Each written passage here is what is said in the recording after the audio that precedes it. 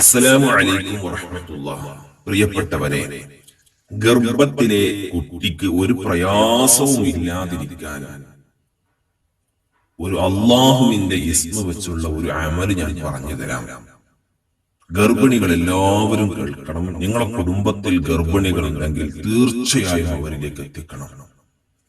ഗർഭം അലസിപ്പോകാതിരിക്കാൻ, ഗർഭിണിയായിരിക്കെ കുട്ടിക്ക് മറ്റു പ്രയാസങ്ങളില്ലാതിരിക്കാൻ, അത്തരം ഗർഭിണിക്കുണ്ടാകുന്ന ബുദ്ധിമുട്ടുകളിൽ നിന്ന് രക്ഷ കിട്ടാനുള്ള ഒരു ഇസ്മ മഹാനായ യൂസുഫ് നബഹാനി റഹ്മഹുല്ലാഹ് സഅദത്തുദ് ദാറൈൻ എന്ന കിതാബിൽ പറഞ്ഞ ഒരു മഹത്തായ അമൽ, വലിയ ഫലമുള്ള മുജറബായ അമലാണ്. ഏതാണ് ആ ഇസ്മ?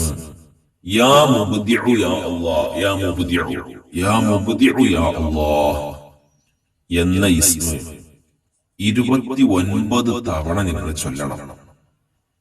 ആര് ചൊല്ലണം, എപ്പോ ചൊല്ലണം? 2 ചോദ്യങ്ങൾക്ക് ഉത്തരം കൂടി പറയാം. അത് കഴിഞ്ഞാൽ ഈ അമൽ പൂർത്തിയാകും. ചൊല്ലേണ്ടത് യാ മുബ്ദിഉ യാ അല്ലാഹ് 29 തവണ. എപ്പോഴാണ് ഇത് ചൊല്ലേണ്ടത്? അത്തായ സമയത്താണ് ചൊല്ലേണ്ടത്. അതായത് സുബ്ഹിക്ക് വേണ്ടി എഴുന്നേൽക്കുമല്ലോ, സുബ്ഹിയുടെ മുൻപ് എഴുന്നേൽക്കുന്നവരല്ലേ, ആ സമയത്ത്. ആരാണിത് ചൊല്ലേണ്ടത്?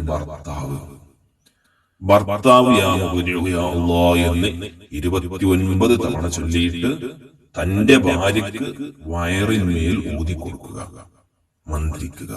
ഇൻഷാ അല്ലാഹ് വലിയ മഹത്തമായ നേട്ടം നിങ്ങൾക്കതുകൊണ്ട് കാണാൻ കഴിയും.